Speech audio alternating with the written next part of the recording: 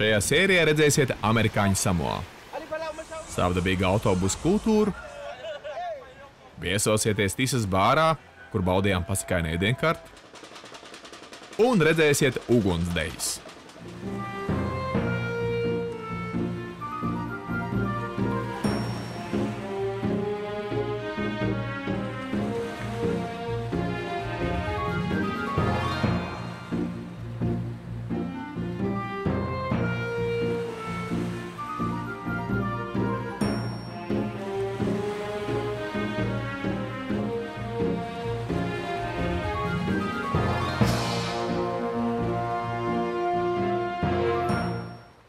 Jahta Milda atstāja Franču Polinēziju un devās uz nākamo pieturvietu Klusajā okeānā – amerikāņu Samoau. Bija jānoburā vairāk nekā 1100 jūras jūdžu.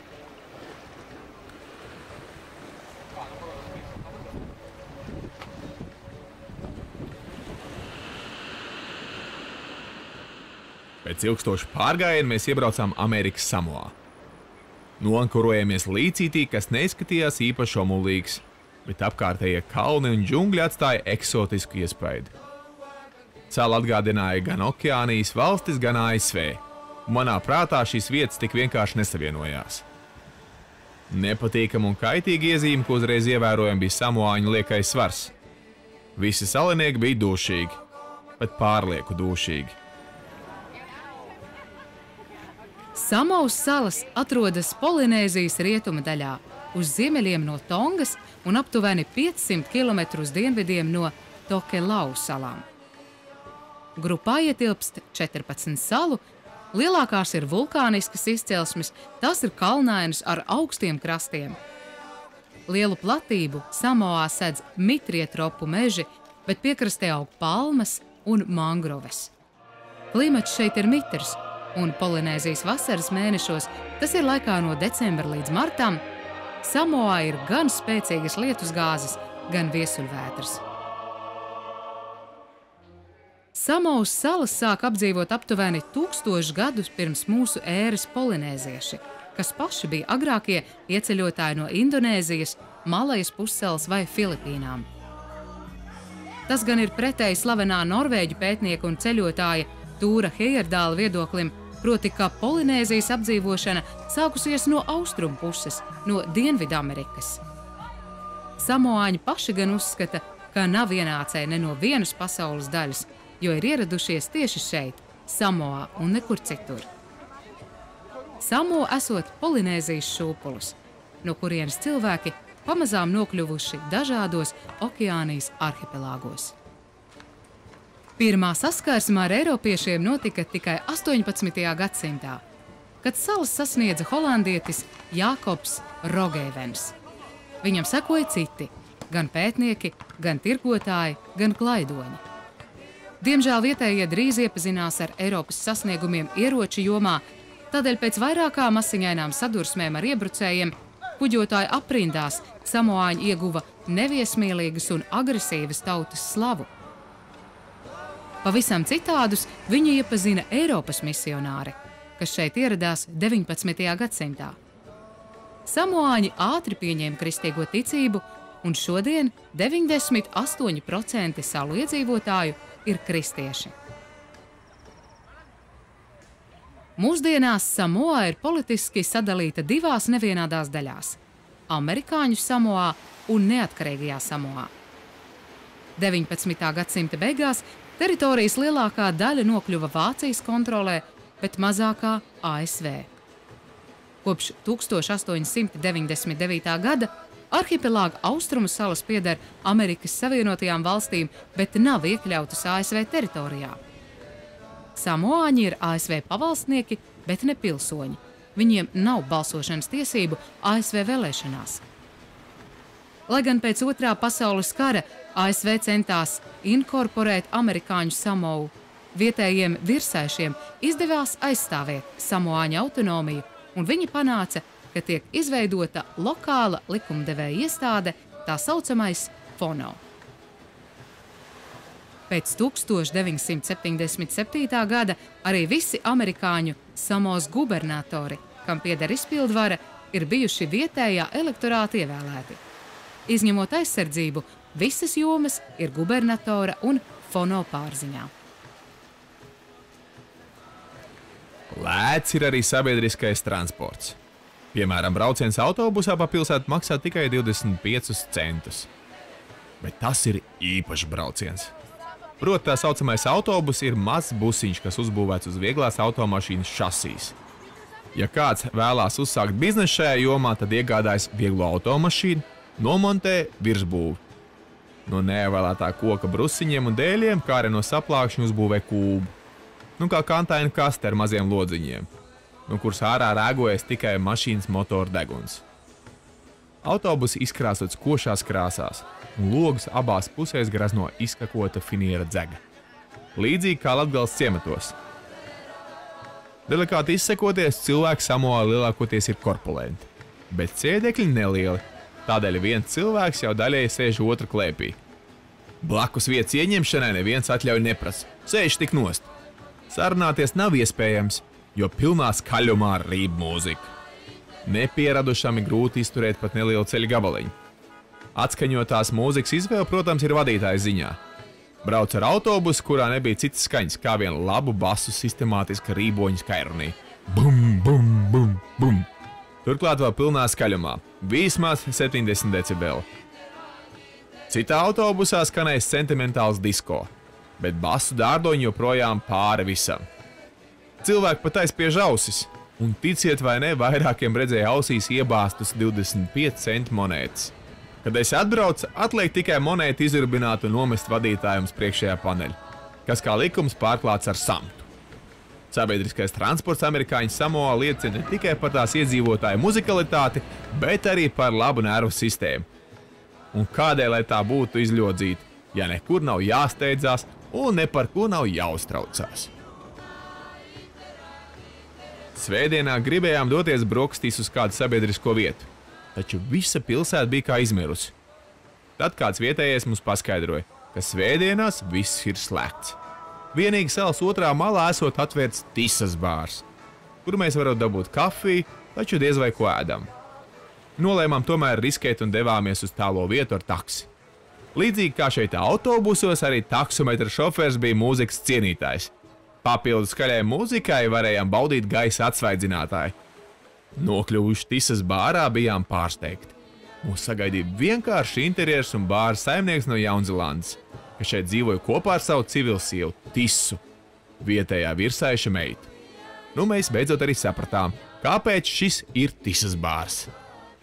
Uzsākām sarunu par nacionālo virtuvi, un saimnieks uzreiz mums piedāvāja fenomenālu atrakciju. Nākamajā nedēļā viņš plānoja gatavot vakariņas, tradicionālā veidā. Proti tā, kā to darīja agrākie salas iemītnieki. Viss būšot pa īstam. Cena par mīlas nebija maza, bet tā kā tuvojās mūsu doktora Kaspara un kapteiņa Rolanda dzimšanas dienas, nolēmām atpūsties tā kārtīgāk. Par maltīti tika iemaksāt $25 par personu, bet cenā iekļāvāmies arī mēs ar operatoru, kuriem atļauj filmēt visu ēdienu sagatavošanas procedūru. Šeit visas kulinārijas pamatā, kā es to sapratu, ir kokosrieksts. Tas gan eļļo, gan dot īpašo garšu. Trauki mīlestam tiek izgatavoti no palmu lapām. Uguns tika iegūta ar sentēvu metodas palīdzību. Jaunekļiem gan negāja viegli. Paņēmieni bija primitīvi, bet efektīvi. Sulu no kokosriekstiem spieda ar paša kokosrieksta švammes palīdzību. Satikām Tisu. Tisa bija ļoti laipna un runātīga. Viņa atklāja, ka piedalās vietējās varas vēlēšanās, un viņas sapnis ir ieņemt gubernatora amatu. Saimniece nolēma mums parādīt, kā cepšanai sagatavo astoņkājus. Astoņkāji jāskalo jūrā un ar koku jāklapē. Tā šī radība kļūstot mīkstāka un labāk izcepoties. Kamēr Tisa to klapēja, ūdenī parādījās arī astoņkāju cienītājs – murēnas. Murēna ir jūras dzīvnieks, kas pēc formas ļoti līdzīgs čūskai. Zobi viņai ir uz iekšpusi vērsti, un ja tā iekošas, tad no murēnas var tikt vaļā, nogriežot tai galvu.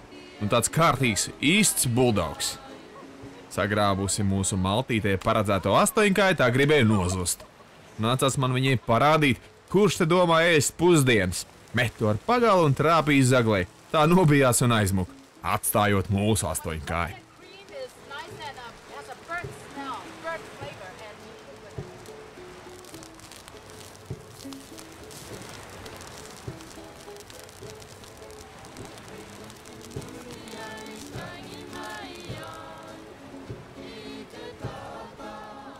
Tika kurināts ugunskurs un karsēti akmeņi.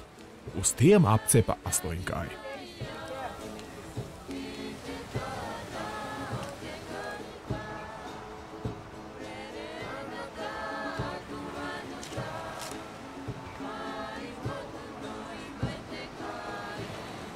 Īpaši tika iepakots pārsteigums, kas domāts tieši mums. Reti sastopama dziļūdens iemītniece mēneszivs.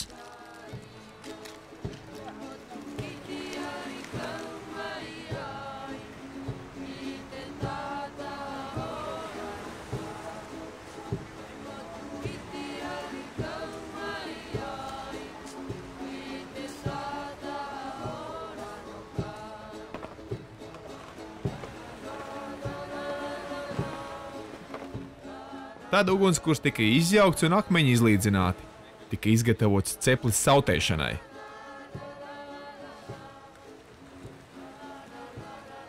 Uz akmeņiem novietoja zīvis, tītaru, taros saknes, banānus un jūras veltes. Tad to visu apsedz ar banānu koku lapām un atstāja sautēties uz pāris stundām.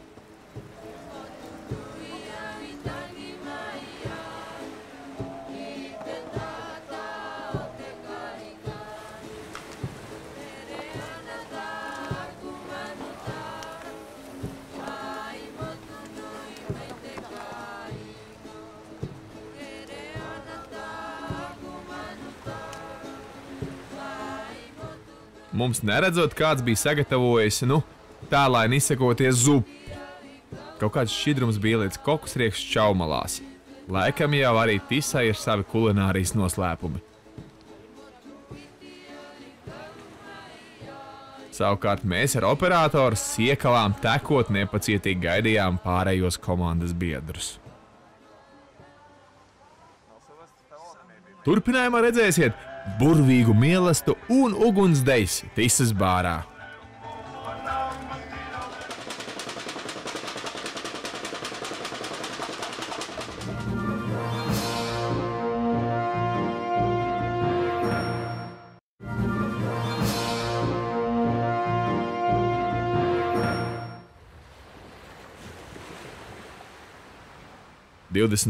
Maijā. Lieliskā vietā okeāna krastā svinējam Mildas kapteiņa Rolanda un daktera Kaspara dzimšanas dienu. Operators Aivars un es sagaidījām biedrus ar stāstiem par to, kādas tik kulinārijas brīnums mums tūlīt dos. Tad Tisa paziņoja, ka jādodās pakaļ cūciņai, kura bija sautējusies bedrē kādas 17 stundas.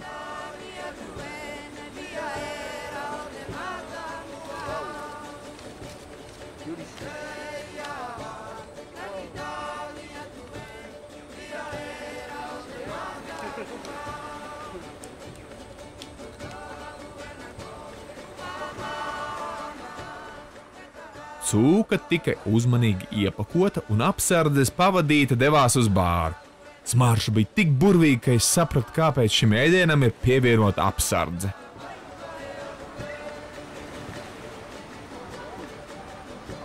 All kinds of food from the jungle, just for our guests from Latvia, the Republic of Latvia.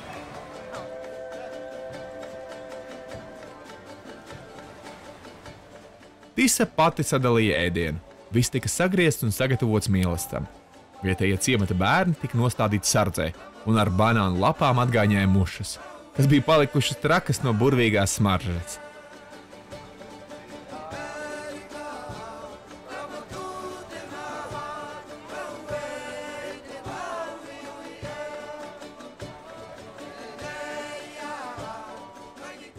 Amerikāņu Samoas gandrīz 200 kvadrātkilometru lielo platību veido 5 nelīdzenas, vulkāniskas izcelsmes salas un 2 korāļu atoli – Roza atols un Sveinsa sala.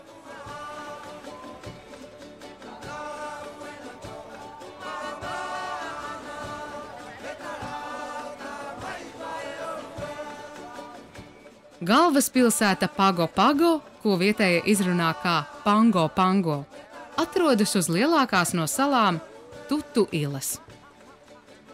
Pago Pago ir vienīgā pilsēta šeit, pārējās apdzīvotās vietas ir piekrastes ciemati. Līdztekus politiskajai pašpārvaldei, samoāņi ir centušies uzturēt arī citas tradicionālās dzīves formas. Tradīciju saglabāšana bija tas, ko viņa prasīja apmaiņā pret ASV militārās bāzes izveidošanu salās. Tomēr pagājušā gadsimta 60. prezidenta Kenedija valdīšanas laikā amerikāņi nolēma modernizēt atpalikušo Samou, un liela daļa tradīcija tika iznīcināta tikai dažu gadu laikā. Līdz ar eiropiešu stila māju, starptautiskas lidostas, tunzivs konservu fabrikas, televīzijas un citu rietumu labumu parādīšanos, Samoā ienāca arī bezdarbs, alkoholisms un nepilngadīgo noziedzība.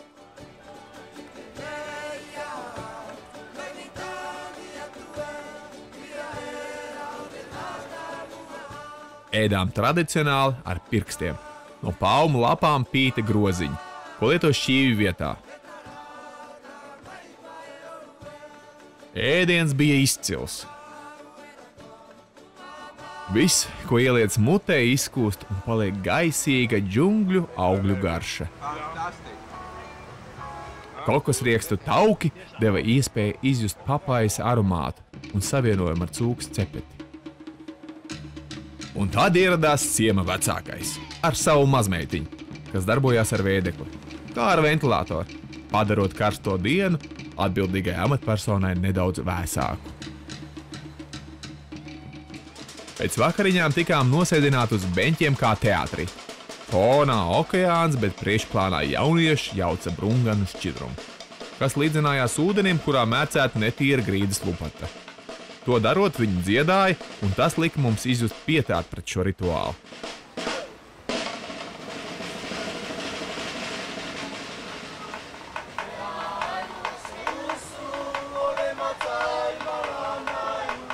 Tad jaunietis nāca pie mums un deva nobaudīt kavu. No tās atteikties nav pieklājīgi. Par to bijām brīdināti iepriekš.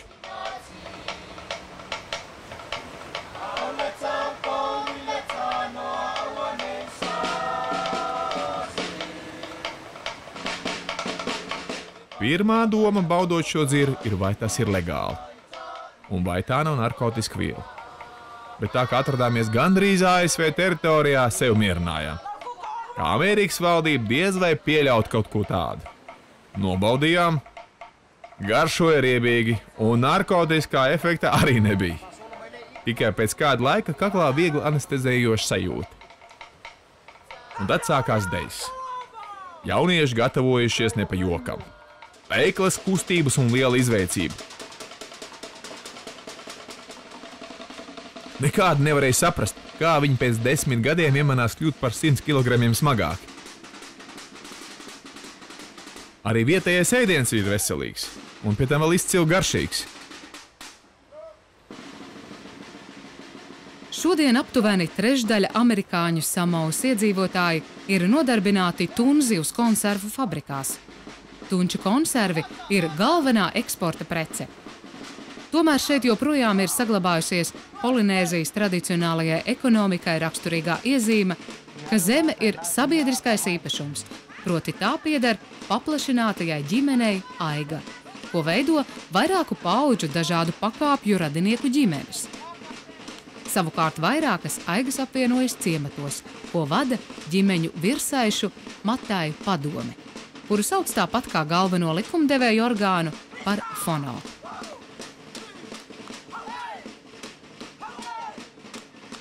Šis sabiedrības organizācijas modelis ir kopīgs amerikāņu Samoai ar neatkarīgo Samou.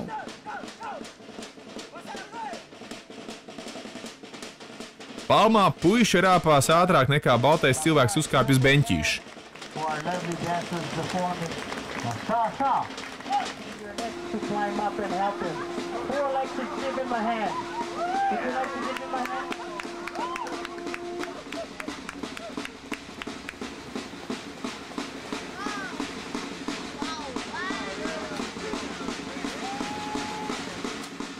Kokas rieksta mizošana prasa zināmu izveicību. Ja puisis to var izdarīt mazāk kā 5 sekundēs, tas ir izcili. Līdzinās valsts rekordam tālēkšanā.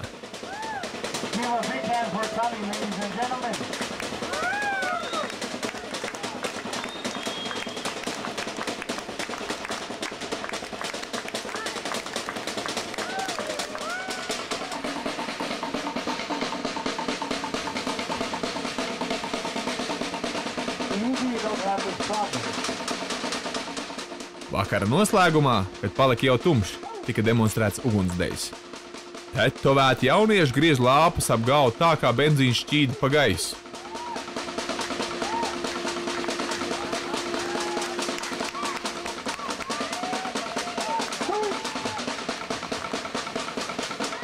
Gandrīz visi 57,000 amerikāņu Samoas iedzīvotāju brīvi runā samoāņu valodā, bet vairums prot arī angliski. Vīrieši Samoā, tāpat kā sievietes, staigā svārkos, ko šeit sauc lava lava, līdzīgi kā Franču Polinēzijā Parejā.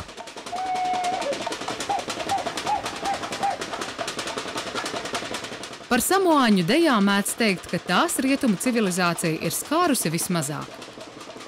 Samoā ir ienākuši dažādi citu tautu mūzikas instrumenti, piemēram, ģitāra, bet tradicionālo deju choreogrāfija šķiet saglabājusi savu autentiskumu. Šodien Samoā dažādās viesnīcās reizi nedēļā tiek rīkota Fia nakts, kurā baudot svētku maldīti, viesi var vērot samoāņu dziesmu un deju priekšnesumu. Atšķirībā no citām vietām Okeānijā, dejotāji nevalkā zāļu svārkus, bet ir tērpušies tradicionālajā lava un rotājušies ar ziediem un lapām. Lielākoties deju grupa, ko var veidot pat 10 dejotāju rindas, uzstājas ritmiskas bungošanas un plaukšķināšanas pavadījumā. Vīriešiem lecot augšup un lejup, sievietes graciozi slīd no vienas puses uz otru, roku līganām kustībām vēstot par dažādiem pagātnes iespaidiem un pārdzīvojumiem. Senāk Fia beidzās ar Taua Luga, deju, ko izpildīja jaunava ar valdzinošu eļļām ieziestu ādu, tērpta vienīgi sjapo, mākslinieciski dekorēta apģērbā, kas darināts no zīdkoka mizām. Šī deja no programmas tika svītroda, kad Samoas salā ieradās kristiešu misionāri. Mūsdienās Fia noslēgumā notiek grandiozas dejas ar uguni. Vīrieši un pavisam jauni zēni prasmīgi spēlējas ar degošām nūjām dramatiskas bungu rīboņas pavadījumā.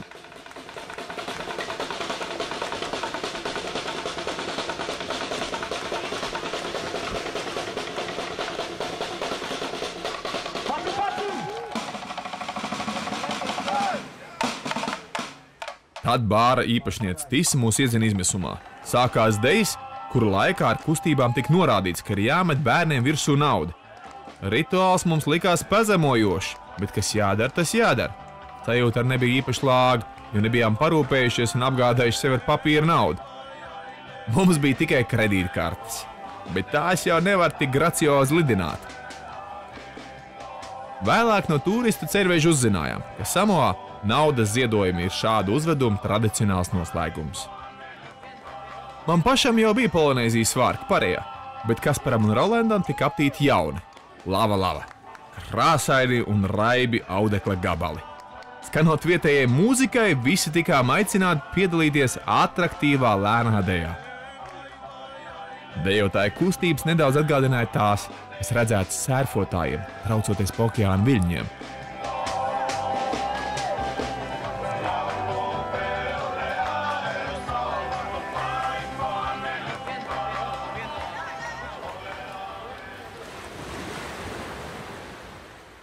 Milda devās ceļā uz kaimiņos esošo neatkarīgo Samou. Bija jānoburā tikai 85 jūdzes. Nākamajā sērijā redzēsiet neatkarīgo Samoā. Nacionālajiem svētkiem par godu organizētas airēšanas sacensības un koncertu valsts galvenajā stadionā.